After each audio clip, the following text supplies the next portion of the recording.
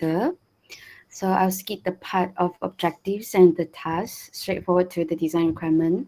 So Okay. this youth center is a maximum floor area with 400 square meter, and we are requested for 2 to 3 stories with all the mentioned external and internal spaces.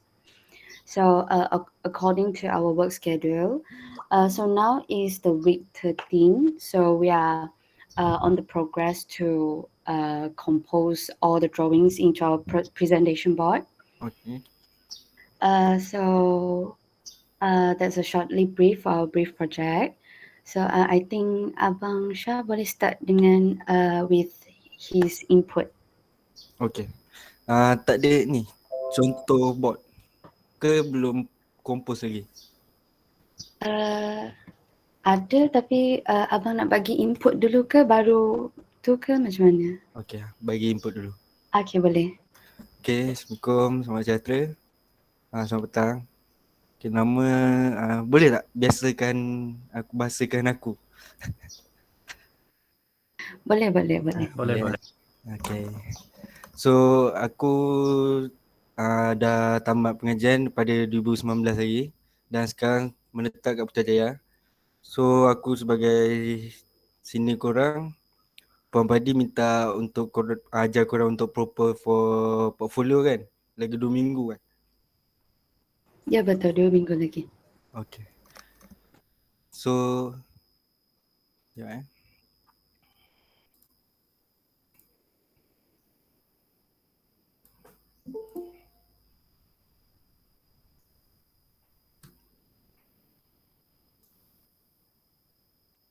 boleh nampak ke?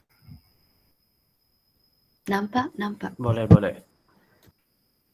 Okay, so untuk hari ni kita akan belajar, saya akan bagi pendedahan mengenai komposisi lukisan atau presentation board yang akan korang buat untuk portfolio nanti. First of all, ini contoh presentation board aku untuk semester 5 dan untuk design fest. Okay, so untuk presentation board, the main aku bagi kepada 2 bahagian. The first one is the info dalam korang punya presentation board. Dan yang kedua adalah lukisan-lukisan, drawing, 3D semua yang korang dah buat. So aku sipakan kepada 2 bahagian supaya korang lebih faham lah. Okay, first untuk info, dalam presentation board kita kena ada tajuk projek, nama design, design statement, objektif, idea design, plan lokasi, plan key plan, analisis tapak, penerangan tapak, pengaruh design korang terhadap tapak, idea diagram dan juga gambaran idea asal. Okay, for the first one, korang mesti ada tajuk projek. Sebenarnya projek yang kau buat tu korang punya based on, korang boleh bagi nama dia sendiri. Tapi for the design untuk projek ni, maksudnya macam contoh ni sebagai Ipoh Tourism Center, so tetap kena ada lah. So Astrium tu nama yang aku bagi untuk design yang telah aku buat.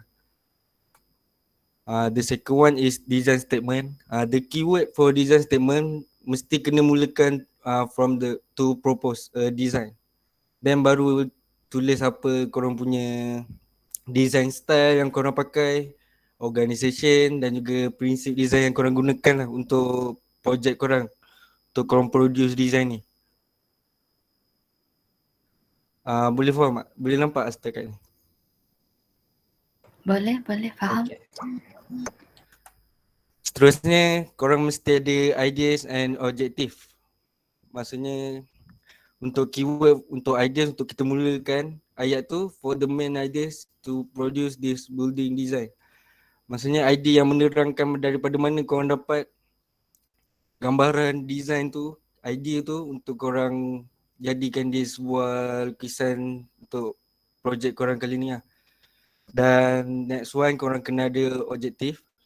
Objektif, ini 3 ni keyword dia lah untuk permulaan ayat. To produce, contohnya a new landmark building in Ipoh. Maksudnya contoh untuk landmark dekat Ipoh lah. To create, to and to design. Next one is korang kena sediakan key plan, location plan dengan site plan. Maksudnya ini info yang penting lah untuk tahu keberadaan kat mana korang punya site tu. Then kajian tapak dengan respon design korang terhadap tapak. Macam kita takkan buat elevation berhadapan dengan matahari terbit tau. Sebab pagi tu mestilah panas. Maksudnya takkan kita nak letak main entrance kita dekat berhadapan dengan matahari lah. Contoh macam tu. So apa yang korang dah buat site analysis tu korang kaitkan dengan design korang kali ni lah. Maksudnya buat dalam bentuk jadual pun boleh, dalam bentuk gambaran pun boleh. Janji korang ada tunjukkan respon design korang lah terhadap proposal yang korang dah buat. Next one, korang kena ada ideas lah.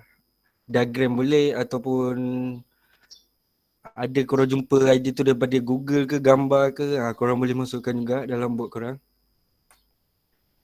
Okay, untuk yang kedua adalah lukisan-lukisan yang korang perlu ada dalam presentation board. The main lah.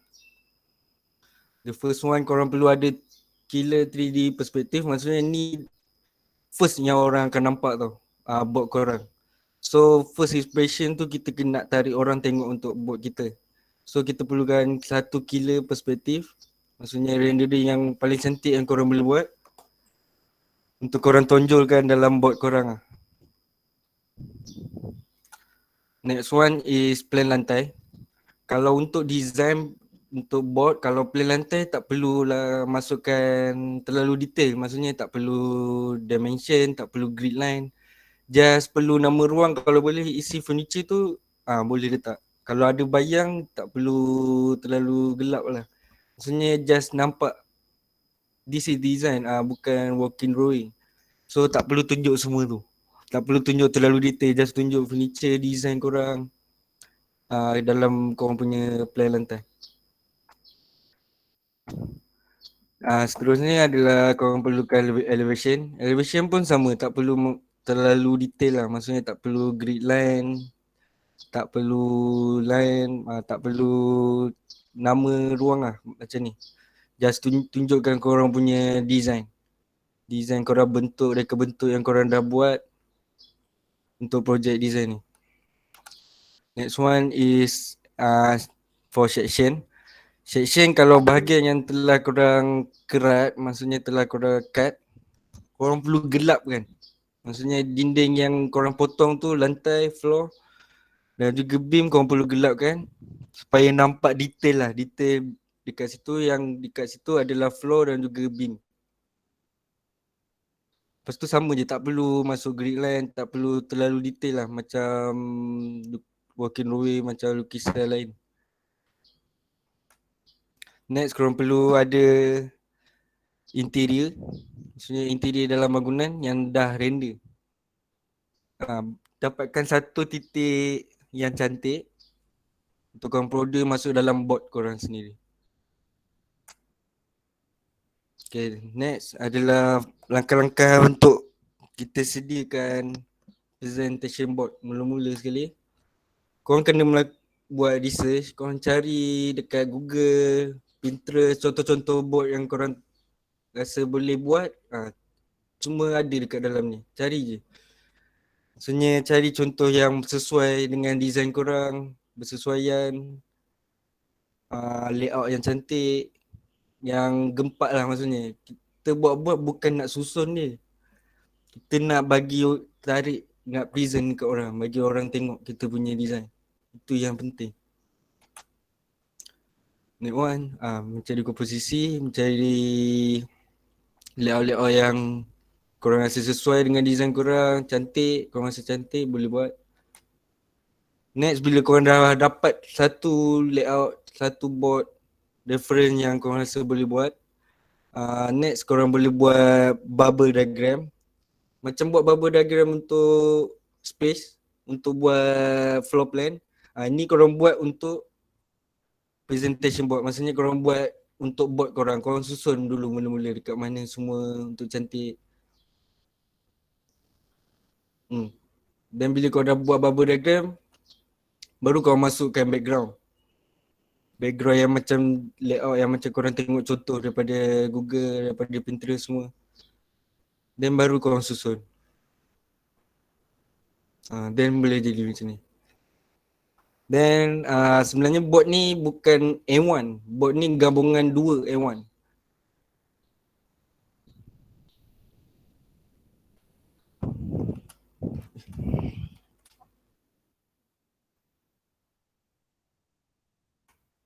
Dan ni contoh lain lah. Contoh bot yang aku dapat. Contoh dia yang jenis menegak.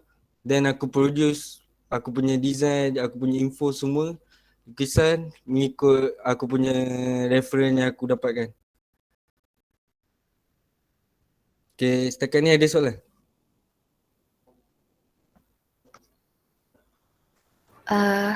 Abang Syah, saya ada sikit soalan. Okay. Yang sebab saya tengok yang abang punya macam elevation tu just like black and white je. Yes. So sepatutnya dia ada macam preferable tak? Macam preferable black and white ke Oh ataupun tak, dia based on design masing-masing sebenarnya. Lepas then bot kalau boleh jangan terlalu banyak colour lah. Kalau boleh maximum just 3 colour. 3 warna je supaya dia tak nampak tu colourful. faham.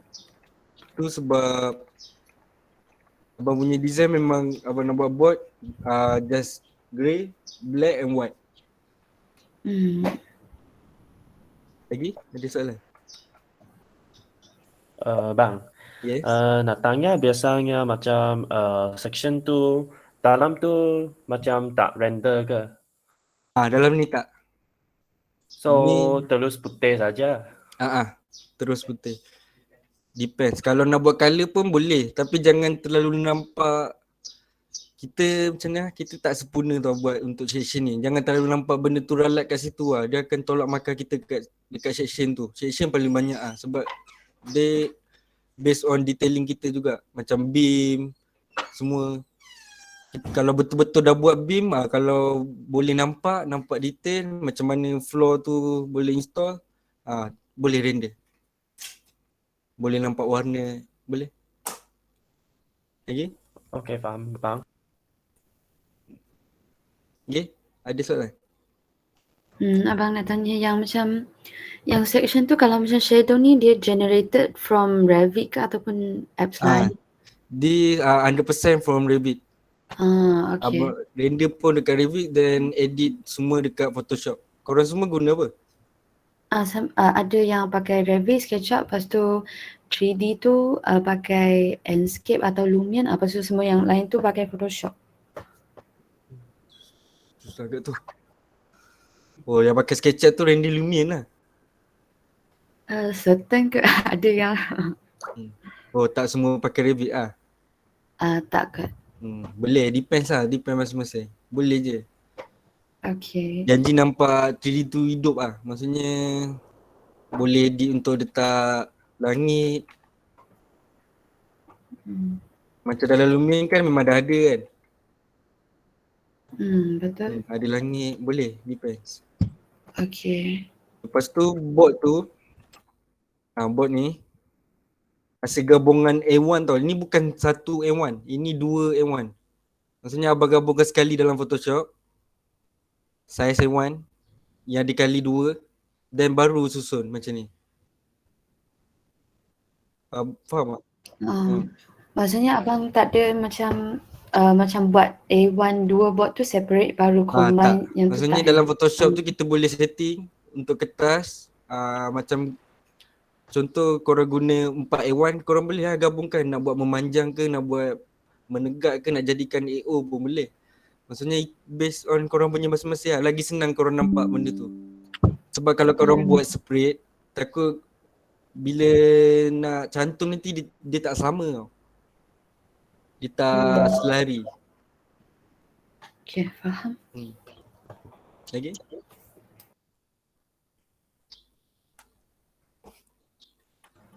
Kawan-kawan lain ada soalan lagi ke yang nak tahu? Boleh tanya. Bang, saya nak tanya. Tanya bang. Macam mana abang set bot tu bila nak save tu abang jadikan file dia tu tak berat? Macam berapa pixel yang abang pakai? Just resolution tu kalau boleh jangan maksimum je letak 150 je. Abang pakai pixel ke yang inci punya? Pixel. Oh, okay. Pixel. Pixel inci lah. Pixel dengan inci sekali. Just resolution ni. Resolution dengan bit ni jangan terlalu tinggi lah. Bit pakai 8 je. Resolution maksimum 150 lah boleh pakai. Okay, faham. Bit dekat 8 saja. Bit ni yang buat berat. Sebelum ni abang punya ni pun 5 gig juga. Bila dah tukar balik setting bit semua, dia sikit je. Tak sampai 1 gig pun. Sebab tu kalau buat spread dia jadi banyak betul tak? Berat. Betul-betul. Dan untuk kertas A1 tu, contoh A1 tu korang nak buat menegak. So saiz yang atas korang tambah dengan saiz yang kali dengan 2, maksudnya dah jadi 2 A1 lah. Dalam tu. Faham? Sekejap abang tunjuk contoh. Okay. Bagi 3 A1.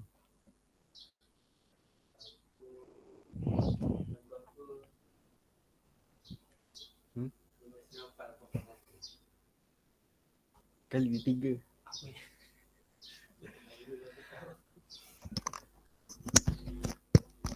Ni nampak tak sekarang?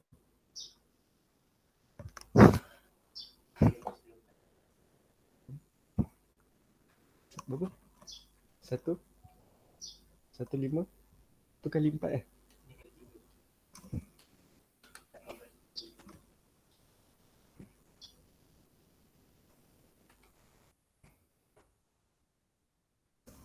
tinggi.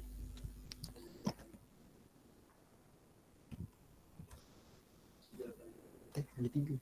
Memang tinggi berapa? 841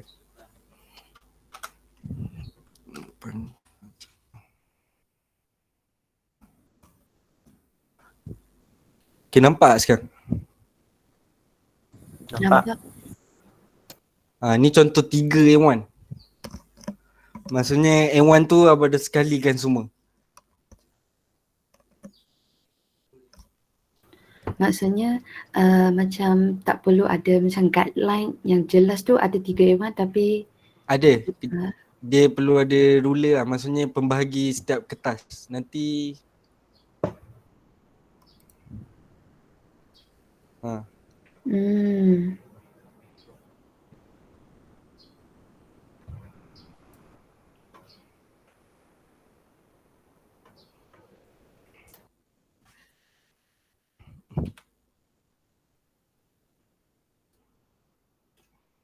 sebab nanti kalau print dia akan print satu-satu tau. Apa nama kedai print belakang tu?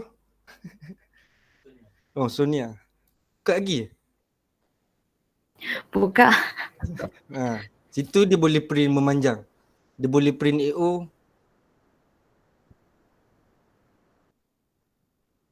Tapi kalau sekarang set grade 9 tu, so masa kami pergi print, kami perlu separate lagi ke? Korang boleh save dia satu-satu tau. So masa susun dalam semua combine, nanti semasa print kami baru separate lah. Boleh je bawa semua ni terus. Nanti masa print tu, nanti dia akan crop satu-satu. Kedai tu boleh buat. Kalau korang nak save satu-satu pun boleh. Korang crop satu-satu, korang save. Save to JPEG, save to PDF ke. Lepas tu boleh pergi print lah satu-satu. Maksudnya dia dah macam tu. Faham? Faham? Crop ada kat tepi ni. Semua boleh pakai Photoshop kan? Boleh yang simple lah, yang simple. Maksudnya macam mana yang tak boleh? Kalau yang advance tu susah sikit, aku kena kaji lah. Maksudnya yang basic tu maksudnya just compose je lah. Compose, lepas tu buat macam dia punya background ke, yang tu semua okey. Tu boleh setting kan? Tahu Boleh. ni kan? Kalau tulisan semua buat macam ni pun tahu kan? Tahu. So ni pun 3D ni pun abang render biasa je tau kat Revit. Lepas tu ni semua abang edit dekat Photoshop. Macam langit, burung, semua ni. Dia ada macam filter semualah dekat sini. Kalau korang double click.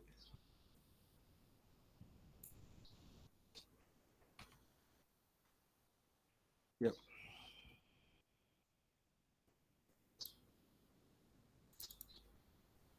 Ni kat sini. Korang boleh adjust nak buat stroke ke semua ni tahu kan? Tahu yang ni tahu. So itu je basic dia. Base dia sekarang ni korang kena ada satu idea untuk produce bot tu. Boleh tak boleh buat belakang cerita. Sebenarnya dia boleh buat. Dia just step by step. Okay, faham. Boleh tengok contoh bot dulu tak? Boleh kita ada 4 tu volunteer. Okay. Kita minta Wong dulu ya. Okay, saya share.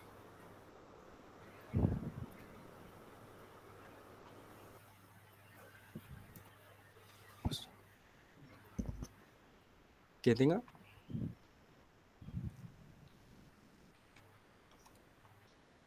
Okay, nampak.